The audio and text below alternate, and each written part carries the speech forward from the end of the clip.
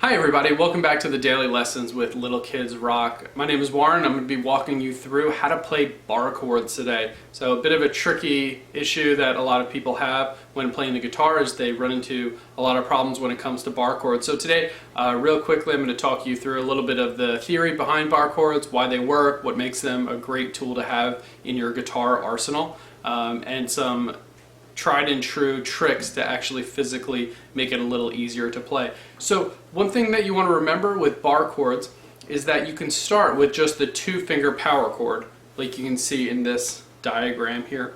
So in this case, I'm pressing my first finger down in the 3rd fret of the 6th string and my 3rd finger down in the 5th fret of the 5th string.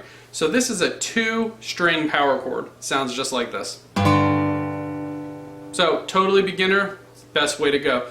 And the real secret here, the way that power chords tie in with bar chords, is that your first finger is going to be seen as the root or the name of the chord. So in this case, my 3rd fret on this lowest string here is a G. So this is a G power chord. It's kind of a mini power chord. We'll call it a 2-string power chord.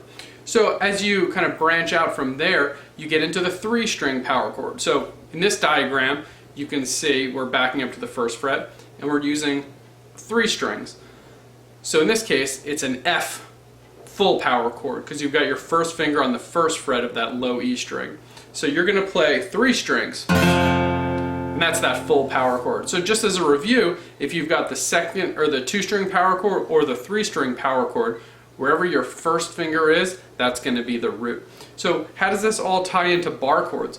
Well, the root is what you really have to remember because power chords and bar chords share that same initial shape. So if you see in this diagram, the root is on the 6th string on the 2nd fret. So give you a second to figure that out. If here's G on the 3rd, F on the 1st, if you go in between there, it's either F sharp or G flat. So you can call those either one. So as I was saying, with the G power chord, we're going to move it up to that 3rd fret there. So as you can see, it's your first finger, your 3rd, your ring finger, and your 4th finger or your pinky. So as you can see in a lot of these diagrams, you see some X's below some of the strings. So in this case, you're going to want to make sure that you don't play those at all. So how does this all tie into bar chords, like I was saying? Well, if you take a look at this picture here, you can see that there are 4 different shapes we're going to talk about today, and these are your most basic but your most important bar chords. There are 2 versions of a minor chord and 2 versions of a major chord. Now as you can see with each of these 4 boxes, that power chord is still in there, so you're going to want to use that power chord as like a building block, you know, a good foundation with you or your students when you try to do bar chords. So let's go through those. The E shape, if you do a bar chord here, you can see that these 3 notes resemble the chord E if you played it open. But the theory behind a bar chord is that instead of using open strings, you're displacing all of them by using your first finger. So you're going to want to shift up and press down what were open strings, now being pressed down with 1 finger. So the E-shaped power chord on the 6th string root, then you have the E minor, which is pretty simple. You just lift up your middle finger. And one thing that helps if you're kind of starting out with this is you can use that 2nd finger, your middle finger, to press down your first finger as well to give you a little more strength because it's a little tough at the beginning. Now the A-shape power chords, or I'm sorry, bar chords, are when you move to the 5th string, and then you're going to be creating mini power chords, but also adding in some other notes. So the A-shape is just the same as the E-shape. If you had an A chord with the open strings, but you shifted it up, you're going to use your first finger to then displace those open string notes. So you're going to have something like this. Because if here, let's say you played your A chord, but then you shifted up and left the open strings, that's not really what you're looking for. So you have to displace those open strings as well.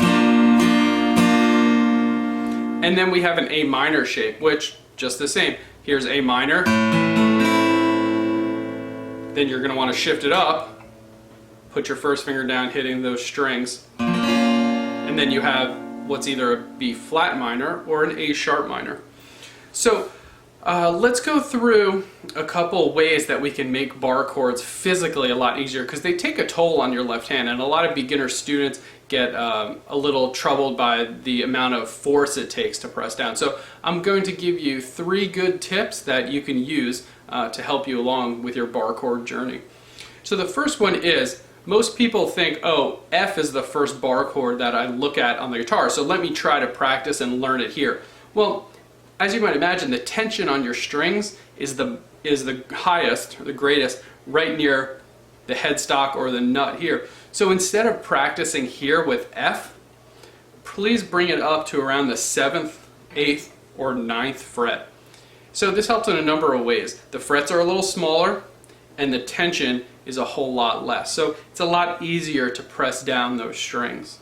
So that's a good tip. That's the first tip. The second tip is concerning your actual first finger and how you do bar chords. So a lot of people see bar chords, and a lot of times they're demonstrated with your finger kind of flat against the strings. Well, this is really tricky to do, and realistically it's not really what happens. So what I want to do is I want to turn my finger out just a little bit. So if I'm starting at the center, I'm kind of turning it towards the headstock. And what that does is it lets me press down a little bit with the side of my finger as opposed to the flat part of my finger. So if I turn it out a little bit, it becomes a little bit easier. And the third tip I have for you is that a lot of people end up kind of pressing down and the strings end up hitting right where the notches are in your fingers, where your joints are. So what I'd say is experiment with some different placements. Try moving your finger up and down a little bit and see which one works the best. Because if you're playing a bar chord, you want to hear every note. You don't want to hear. So if you get a lot of those sounds, you need to reinvestigate how your hand is being positioned. So one thing that I do is I make sure that my 6th string is being pressed down by this part of my finger, right at the tip, and then this lower section is actually hitting the highest strings. So I'm trying to make sure that those strings don't fall right in my joints. So that's a little bit of a look into bar chords. So they're a little tough, but like I said, practice them in the middle of the guitar, even up higher.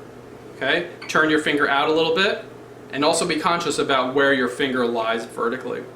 So we talked about the 6th string bar chords. So if I did an F minor bar chord, I would use that E shape, but I would pick up my 2nd finger so that it looks a little bit like an E minor chord, and I would press down in the 1st fret. So that's that F minor. So now when we move to the 5th string root, we can have an A sharp minor bar chord. And here's a really important tip when it comes to those 5th string bar chords.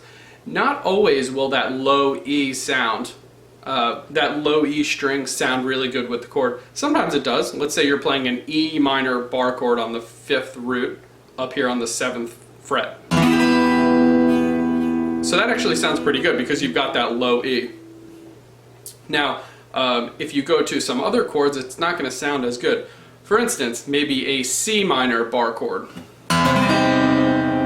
Kind of a cool chord, but maybe not the sound you're looking for. So what you're going to want to do is make sure that you either don't hit that low E string open when you play a chord, or as you get better at this, what you can do is as you press down the string on the 3rd fret, in this case, on the 5th string, you're going to want to just rest your finger up against that 6th string to mute that string as you press down the next strings. So what you get is a whole chord, but you don't need to worry about not hitting that low 6th string, because it's not really going to be heard.